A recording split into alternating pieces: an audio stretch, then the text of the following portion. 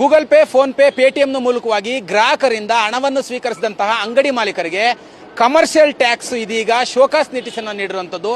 ಎಷ್ಟೆಷ್ಟು ಕಟ್ಟಬೇಕು ಅಂತೇಳಿ ಶೋಕಾಸ್ ನೋಟಿಸ್ ನೀಡಿದ್ದಾರೆ ಅಂತ ಕೇಳಿದ್ರೆ ಒಮ್ಮೆ ನೀವು ಕೂಡ ಶಾಕ್ ಆಗ್ತೀರಾ. 40 ಲಕ್ಷ, 50 ಲಕ್ಷ, 60 ಲಕ್ಷ ಈ ತರ ಪ್ರತಿಯೊಬ್ಬ ಅಂಗಡಿ ಮಾಲೀಕನಿಗೂ ಕೂಡ ಕಮರ್ಷಿಯಲ್ ಟ್ಯಾಕ್ಸ್ ನ ನೋಟಿಸ್ ಅನ್ನ ಈಗಾಗಲೇ ಕೂಡ ನೀಡಿರುವಂತದ್ದು. ಸದ್ಯ ನನ್ನ ಜೊತೆಯಲ್ಲಿ ಈಗಾಗಲೇ ಕಮರ್ಷಿಯಲ್ ಟ್ಯಾಕ್ಸ್ ನ ನೋಟಿಸ್ ಪಡೆದುಕೊಂಡಿರುವಂತಹ ಅಂಗಡಿ ಮಾಲೀಕರು, ಅಂದ್ರೆ ಇವ್ರು ಯಾರೋ ತುಂಬಾ ದೊಡ್ಡದಾದಂತಹ ಅಂಗಡಿಗಳನ್ನು ಇಟ್ಕೊಂಡಿರೋರು ಅಂತಲ್ಲ.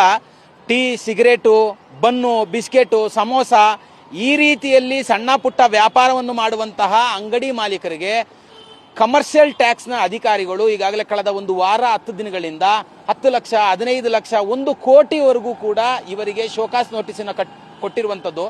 ಶೋಕಾಸ್ ನೋಟಿಸ್ ಮೂಲಕವಾಗಿ ಟ್ಯಾಕ್ಸ್ ಅನ್ನ ಪಾವತಿ ಮಾಡಿ ಅಂತ.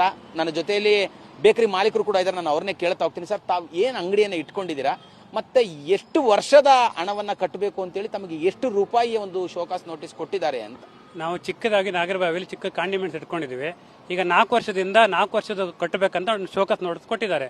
ಮಿನಿಮಮ್ 1 ಕೋಟಿ ಟ್ರಾನ್ಸಾಕ್ಷನ್ ಅಲ್ಲಿ ಈಗ 40 ಲಕ್ಷ ಕಟ್ಟಬೇಕಂತ ಅವರು ನಮ್ಗೆ ಶೋಕಾಸ್ ನೋಟಿಸ್ ಆಲ್ರೆಡಿ 2 ಸಲ ಕಟ್ಟಿದ್ದಾರೆ.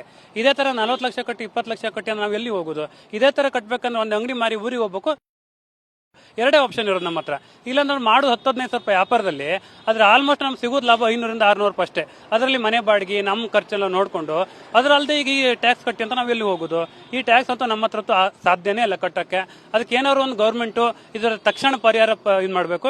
ಇಲ್ಲಾಂದ್ರೆ ನಾವು ಊರ್ ಬಿಟ್ಟು ಬೆಂಗಳೂರು ಬಿಟ್ಟು ಊರ್ ಕಡೆ ಹೋಗಿ ಏನಾದ್ರು ದನ ಕರುನ ಸಾಕೊಂಡು ಊರಲ್ಲಿ ಇರ್ಬೇಕಷ್ಟೇ. ಅದ್ ಬಿಟ್ಟು ಬೇರೆ ದಾರಿ ಇಲ್ಲ. ಸರ್, ತಮಗೆ ಎಷ್ಟು ರೂಪಾಯಿ ಟ್ಯಾಕ್ಸ್ ಕಟ್ಟಬೇಕು ಅಂತೇಳಿ ನೋಟಿಸ್? 63,828 ರೂಪಾಯಿ ಕಟ್ಟಬೇಕಂತ ಬಂದಿದೆ ಸರ್. ನಾವು ಸಣ್ಣ ಪುಟ್ಟ ವ್ಯಾಪಾರ ಮಾಡ್ಕೊಂಡಿರೋದು 68-70 ಲಕ್ಷ ಬಂದಾಗಿದ್ರೆ ಅವರು ವರ್ಷ ಇಷ್ಟು ಬಂದಿದೆ ಕೊಟ್ಟಿದ್ದೀರ ಅಂದ್ರೆ 1 ಲಕ್ಷ ಬೇರೆ. ಇವರು 5 ವರ್ಷಕ್ಕೆ ಒಟ್ಟಿಗೆ ಕಳ್ಸಿಬಿಟ್ಟಿಗೆ 68-70 ಲಕ್ಷ ಕಟ್ಬೇಕಂದ್ರೆ 1.5 ಕೋಟಿ ಟರ್ನರ್ ಆಗಿದೆ. ಅದಕ್ಕೆ 70 ಲಕ್ಷ ಕಟ್ಬೇಕಂತ ಬಂದಿದೆ. ನಾನು GST ಆಫೀಸರ್ ಹೋಗಿ ಮೀಟ್ ಮಾಡಿದಾಗ ಇದೊಂದು 20ನೇ ತಾರೀಕು ಒಳಗೆ ಕಟ್ಟಿಲ್ಲ ಅಂದ್ರೆ ನಿಮ್ಮ ಅಕೌಂಟ್ ಎಲ್ಲ ಸೀಜ್ ಮಾಡ್ತೀವಿ ಅಂತೇಳಿ ನಮ್ಗೆ ಕಂಡೀಷನ್ ಆಗಿ ಆರ್ಡರ್ ಹೇಳಿದ್ದಾರೆ. ಅದಕ್ಕೆ ನಾವು ಇವಾಗ ಏನೀಗ ಟ್ಯಾಕ್ಸ್ ಕಟ್ಟಕ್ಕೆ ಹಣ ಏನಾದ್ರು ಹಂಚ್ಕೊಂತಿದ್ದೀರಾ, ಏನ್ ಮಾಡ್ತಿದ್ದೀರಾ? ಇಲ್ಲ, ಹಣ ಎಲ್ಲಿಂದ ಹಂಚ್ಕೊಳ್ಳಕ್ಕಾಗ ಸರ್? ಈಗ ಇರೋದು ಜೀವನ ಸಾಗಿಸೋದೇ ನಮ್ಗೆ ಕಷ್ಟ ಆಗಿದೆ. ಇವಾಗ ಹೆಂಡತಿ ಮಕ್ಕಳನ್ನ ಹಾಕೊಂಡು ಜೀವನ ಸಾಗಿಸೋದೇ ಕಷ್ಟ ಆಗಿದೆ. ತಂದೆ ತಾಯಿ ನೋಡ್ಕೊಂಡು ಅವ್ರಿಗೆ ಔಷಧಿ, ಅವ್ರ ಮೆಡಿಸಿನ್ ಎಲ್ಲ ನೋಡ್ಕೊಂಡು ನಮ್ಗೆ ತುಂಬಾ ಕಷ್ಟ ಆಗಿದೆ. ಏನಿಲ್ಲ, ಸರ್ಕಾರ ಇದ್ರಲ್ಲಿ ಏನಾದ್ರು ಪರಿಹಾರ ಕೊಡ್ಲಿಲ್ಲ ಅಂದ್ರೆ ನಾವು ಸರ್ಕಾರ ಹೆಸರು ಹೇಳಿ ಅಷ್ಟೇ ಆ ತರ ಪರಿಸ್ಥಿತಿಗೆ ನಾವು ಬಂದಿದ್ದೀವಿ ಇವಾಗ. ಅದಕ್ಕೆ ಸರ್ಕಾರನೇ ಹೊಣೆ ಆಗುತ್ತೆ. ಕಮರ್ಷಿಯಲ್ ಟ್ಯಾಕ್ಸ್ ತುಂಬಾ ಇದ್ ಮಾಡ್ತಿದ್ದಾರೆ ನಮ್ಗೆ ಇವಾಗ. ಅದಕ್ಕೆ ಮತ್ತೊಬ್ರು ಕೂಡ ನನ್ನ ಜೊತೆಲಿದ್ದಾರೆ. ಮೇಡಮ್, ತಾವು ಏನ್ ಅಂಗಡಿಯನ್ನ ನಡೆಸ್ತಿದ್ದೀರಾ ಮತ್ತೆ ತಮಗೆ ಎಷ್ಟು ಲಕ್ಷದ ನೋಟಿಸ್ ಅನ್ನ ಕಳಿಸಿದ್ದಾರೆ ಅಂತ? ಸರ್, ನಾನು ಬೇಕರಿ ನಡೆಸ್ತಾ ಇದ್ದೀನಿ. ನನಗೆ 39 ಲಕ್ಷ ನೋಟಿಸ್ ಬಂದಿದೆ.